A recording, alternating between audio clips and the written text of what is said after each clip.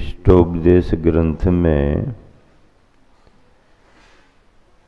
योगी और साधक की जो साधना है उसका कथन किया जा रहा है।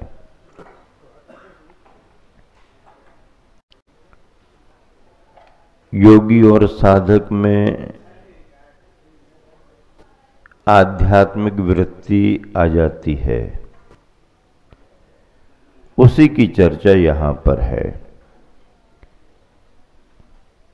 श्लोक नंबर 40 शीर्षक है योगी की निर्जन प्रियता।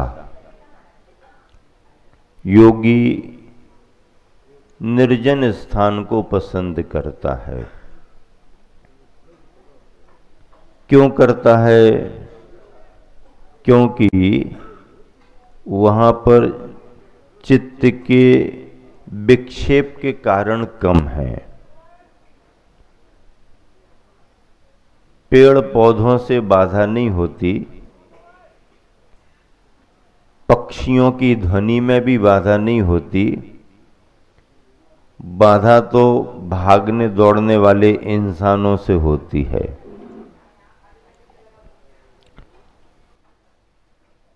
योगी निर्जन प्रिय होता है। श्लोक देखिए, मिलान करें, उच्चारण भी करें। इच्छत्येकांत संवासम निर्जनम जनितादरः निज कार्यवशात् किंचित् दुक्त्वा विस्मरति द्रुतम्। एक साथ मिलकर के इच्छत्येकांत संवासम निर्जनम जनितादरः निज कार्यवशात् किंच दुक्त्वा विस्मरति द्रुतम्। निर्जनम, निर्जन स्थान। निर्जन स्थान का मतलब क्या? जन से रहित स्थान। जन से रहित स्थान की बात की गई। जीव तो सब जगह हैं, जंतु सब जगह मिलेंगे, लेकिन सबसे पहले कहां से हटो? जन। जहां पर जन सामान्य का विचरण होता रहता है, महिला पुरुष बच्चे आदि आदि आते जाते रहते हैं, उस स्थान को छोड़ करके एकांत स्थानों में जाना वो निर्जन कहलाता है। जनितादरः, जिसे अच्छा प्रतीत होता है ऐसा अनुभवी पुरुष। एकांत जिसके लिए अच्छा लगने लगा है, ऐसा कोई भी साधक, कोई भी योगी निर्जन स्थान को चुन रहा है। एकांत संवासम इच्छति, एकांत में रहना चाहता है। क्यों? क्योंकि उसे ख्याल में आ गया कि मन को स्थिर रखने के लिए वैसे स्थान की भी जरूरत है। आचार्य समंत भद्र महाराज जी ने सामयिक बढ़ाने के लिए, ग्रस्त को सामयिक करने के लिए स्थान के बारे में भी बताया है।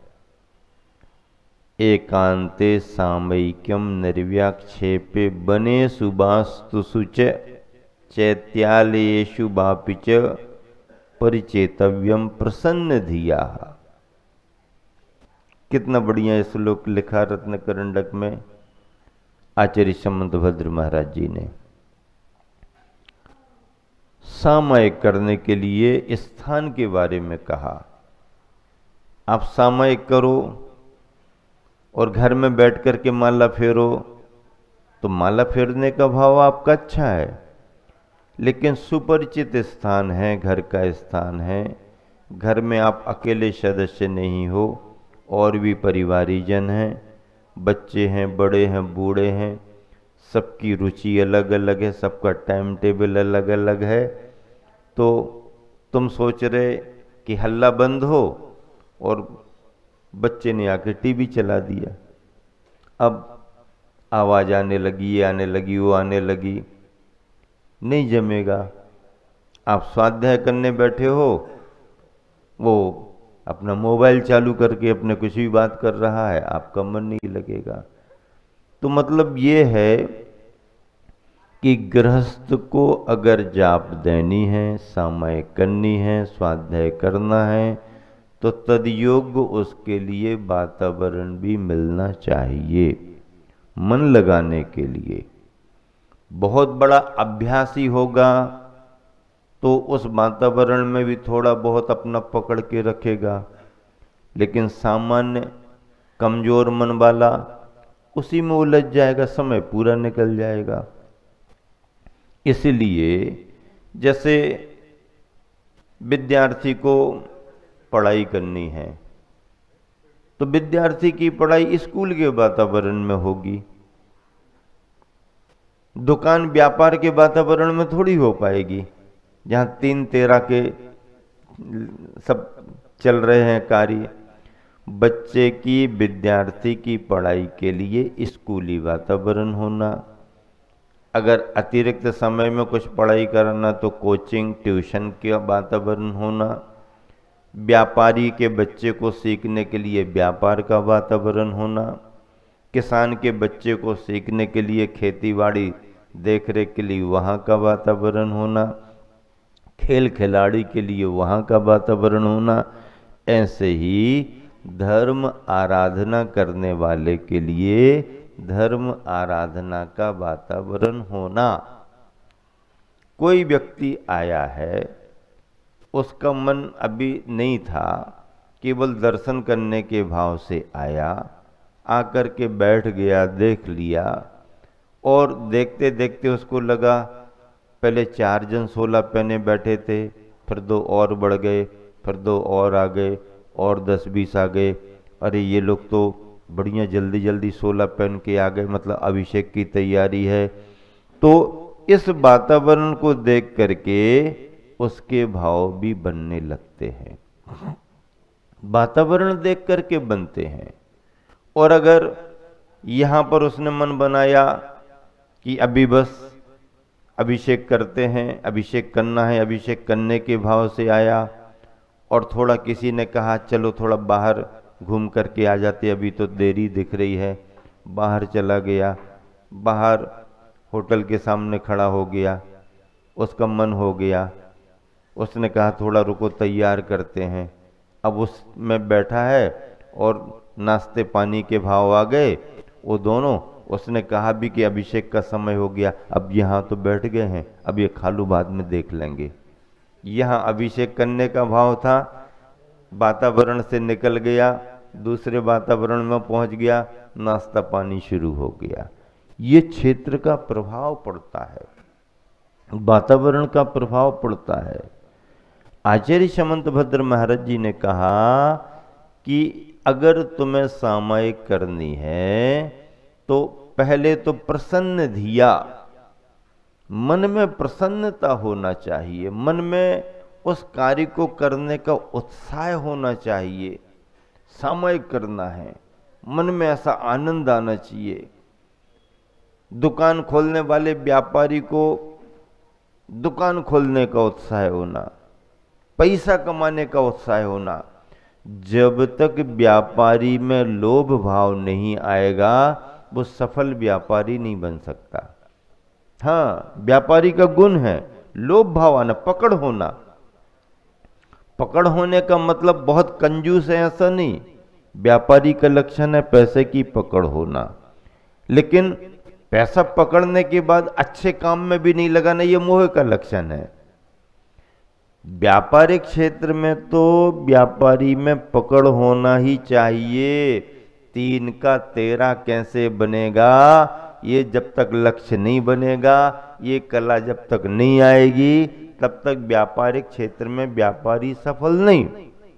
अब जब कमा ही लिया है, अब कमाने के बाद में क्या करे, तो कमाने के बाद में अगर न खा रहा है न खाने दे रहा है, तो फिर उसका पतन सुनिश्चित हो गया। अरे जब कमा लिया है तो खाओ खिलाओ, अच्छे कामों में लगाओ।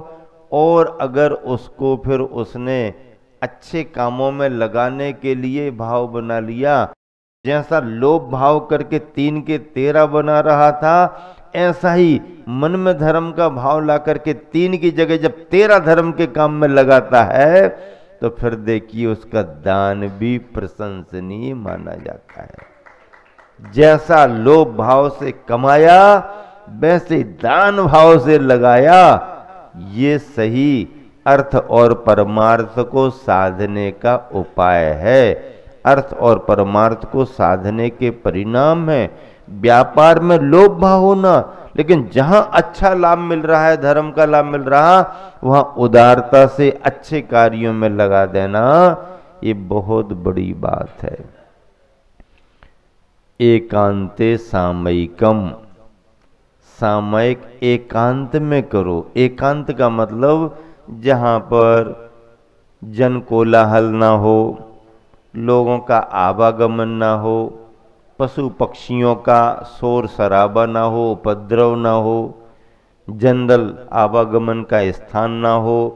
ऐसा एकांत स्थान जंगल में भी मिलता है, धर्मशालाओं में भी मिलता है, और तुम्हारे शहर के बीचों बीच बनी हुई बिल्डिंग के किसी एक कमरे में भी तुम्हें एकांत स्थान मिल सकता है। नहीं नहीं, शहर में सामयिक कैसे करेंगे, सामयिक को तो जंगल में जाना पड़ेगा, तो 60 किलोमीटर पार करो दिल्ली, तब कहीं कोई किनारे पर जंगल मिलेगा, 60 किलोमीटर जाओगे? नहीं, चाहे जंगल हो, चाहे धर्मशाला हो, चाहे मंदिर हो, और चाहे तुम्हारा मकान हो, जहां पर आप एकांत में बैठ कर के निराकुलता से स्वाध्याय सामयिक कर सको, वो तुम्हारे लिए एकांत स्थान है। एकांते सामयिकम निर्व्याक्षेपे, चित्त की चंचलता नहीं रखना। अगर सामयिक करने बैठ रहे हो तो सामयिक में मन लगाना, धंधे पानी की तरफ ज्यादा ध्यान नहीं करना। और धंधा पानी कर रहे हो तो धंधा पानी ढंग से करो। अब दुकान पर ग्रंथ पढ़ रहे हैं और मंदिर में अपने दुकान का ध्यान कर रहे हैं, तो दुकान में बैठे तो धंधे पानी में लगो, और मंदिर में आए हो तो अपने पूजा पाठ में लगो। अब वो एक किराने के व्यापारी ने, राकेश जी, किराने का व्यापारी था, उसने सामयिक करने का नियम ले लिया, सब सामान जमा के रख लिया, और अब माला फेरने को बैठ रहा, माला फेर रहे। अब माला फेरते फिरते उसको दिखा एक कुत्ता आया, और कुत्ते ने गुड़ की भेली दबाई, मुंह लगाया, अरे इसका ख्याल चला गया, कुत्ता तो गुड़ की भेली लेके भाग रहा है। अब माला फेर रहा था, अरन से दारी उपजाए, अरन से दारी उपजाए, अरन से दारी उपजाए, अरन से दारी उपजाए करते करते, और ख्याल में आ गई बात, अरन से दारी उपजाए कुत्ता गुड़ की भेली खाए, अरन से दारी उपजाए कुत्ता गुड़ की भेली खाए। अब और मन में आया कि अब इसको भगाऊं तो सामयिक जाए, और सामयिक करूं तो भेली जाए, अरन से दारी उपजाए कुत्ता गुड़ की भेली खाए। अब दुकान में बैठ के कोई माला फेरेगा तो ऐसे परिणाम तो उसके बनेंगे ही बनेंगे। प्रसन्न मन हो करके सामयिक करे। सामयिक करने का मतलब है संयमे शुभ भावना, आर्त रौद्र परित्याग तद्धि सामयिकम मतम, समता सर्वभूतेषु, साम्य भाव रखना। उतनी देर समता सर्वभूतेषु, सभी जीवों में साम्य भाव, राग द्वेष का भाव नहीं करना। संयम शुभ भावना, संयम के प्रति, संयमी जनों के प्रति शुभ भाव बनाना। धन्य है वो तपस्वी धन्य है वो गुरु, कैसा कठिन नियम संयम, पंचम काल कली काल में भी ऐसे भाव करना सामायिक है। आर्त रौद्र परित्याग, आर्त रौद्र परिणामों का त्याग करना, इसका नाम ही सामायिक है। निर्विकल्पता ध्यान तो आगे की बात है, अभी तो मन में शुभ भाव लाना ही तुम्हारी सामायिक है। ऐसी सामायिक आप सबको निरंतर प्राप्त हो। राकेश जी का परिवार खतौली से आया हुआ है, सूरीनगर दिल्ली में है, 3-4 दिन से लाभ ले रहे। 3-4 बार इनका शिखर जी आना हो गया अभी चौमासे में, कहीं कलश कहीं शांति धारा, खूब बेटे बहू भी आके करके गए। अभी इन्होंने अपने खतौली बड़ी समाज है, प्रतिष्ठित समाज है, पुराने समय बिरणी जी के समय से कॉलेज चल रहे हैं, ये हो रहे वो हो रहे, मानस स्तंभ तैयार किया है। मानस स्तंभ पर प्रतिमाओं को विराजमान करके स्थापना करानी है। बड़ा निवेदन लेकर के आए, अष्टापद की ओर विहार करें ये निवेदन करने आए। और देखो इतनी सारी छतरियाँ, चरण छतरी बनी है, बहुत सारा धार्मिक नसिया जी के नाम से स्थान है। समाज पुरानी है, बड़ी है, दानवीर समाज है। पर मुनि महाराज जी मिलें, कहाँ से मिलें कैसे मिलें? पकड़ पकड़ करके। यहाँ पर आचार्य ज्ञान सागर जी महाराज जी भी आए, शिखर जी चातुर्मास किया, सराग भवन बना हुआ है। ज्ञान सागर जी महाराज जी के पीछे लगा। ये पारखी व्यक्ति है, इसको परख है, कहाँ से मार्गदर्शन मिलेगा, कैसे मार्गदर्शन मिलेगा। तो जब तक नहीं लगे तो नहीं लगे पीछे, और एक बार इनको ज्ञान सागर जी महाराज मिले तो पूरे जीवन पर्यंत उनके पीछे लगे रहे। यहाँ का समाचार भी पूरे देश में आपका सोच रहे, सब जगह के समाचार तो सब जगह हैं, लेकिन सम्मेद शिखर का समाचार तो सारे देश में। क्यों? क्योंकि सम्मेद शिखर में गुणायतन में चतुर्मास हो रहा है, प्रभावना के साथ हो रहा है।